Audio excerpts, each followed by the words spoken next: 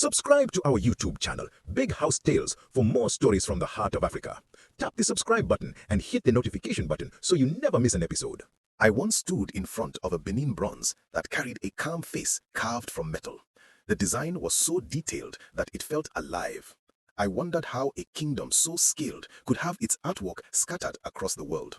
That single question led me into the events of 1897, when the Benin Kingdom, in present-day Edo State, Nigeria, faced an encounter that changed its future. It was the year British troops entered Benin City and removed thousands of artworks that had been made through centuries of tradition. This story begins with that moment of wonder, because the bronzes are not just objects, they are memories of a kingdom that once stood strong in West Africa. Before 1897, the Benin Kingdom was one of the most organized states in the region. It had a clear leadership structure under the Oba of Benin, who ruled from a large palace complex. The city was surrounded by strong earthworks and long defensive walls. The people were known for their skill in metal casting, wood carving, and ivory work. Bronze plaques decorated palace pillars and recorded events, leaders, and ceremonies. These artworks were created by guilds who passed their skills from one generation to the next. Every piece had meaning. The kingdom traded with neighboring regions and maintained its own laws and customs. In the 19th century, the world outside Benin changed quickly, and foreign powers wanted stronger control over trade in West Africa. This pressure slowly brought Benin and Britain into conflict. By the 1890s, the British Empire wanted more access to trade routes that passed through the Benin territory. The kingdom had long-standing traditions that controlled when outsiders could enter Benin City. In 1896, a British official named James Robert Phillips requested permission to visit the Oba, Ovaramwen Nogboisi. The chiefs asked him to wait because an important annual ceremony was taking place, during which the Oba could not receive visitors. Phillips decided to travel anyway. In January 1897, he led a small mission toward Benin City. His group was attacked outside the city, and many members of his mission lost their lives. News of this attack reached British authorities and led to a quick and forceful response. In February 1897, Britain sent a large military force to Benin. The operation became known in history as the Benin Punitive Expedition. It was commanded by Rear Admiral Sir Harry Rawson, who had orders to enter the city, remove the Oba's authority, and secure British control over the region.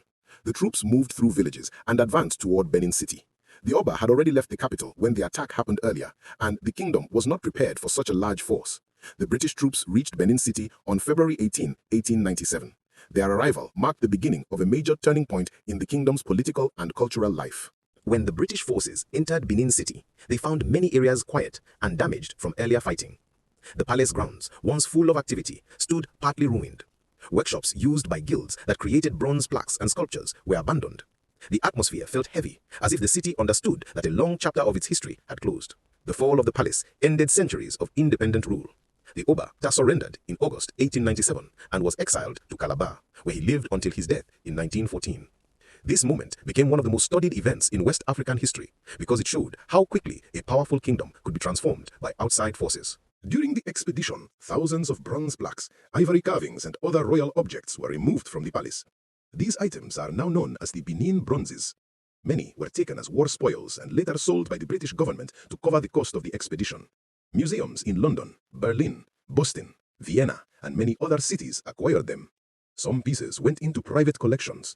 These artworks showed scenes of life in the Benin court, warriors with choral regalia, Portuguese traders, spiritual symbols, and royal ceremonies. Their level of detail surprised scholars around the world. The bronzes became evidence of an advanced artistic tradition that had existed for hundreds of years before the 19th century. As the bronzes reached different countries, they attracted attention from historians and researchers. Many people who had never heard of the Benin Kingdom learned about it through these artworks. The bronzes helped scholars understand West African history more clearly. They revealed information about trade, leadership, and the cultural systems of the kingdom. They also sparked discussions about rightful ownership and cultural heritage. Museums began to study their collections more closely, and many published detailed research about where each piece came from and what it represented.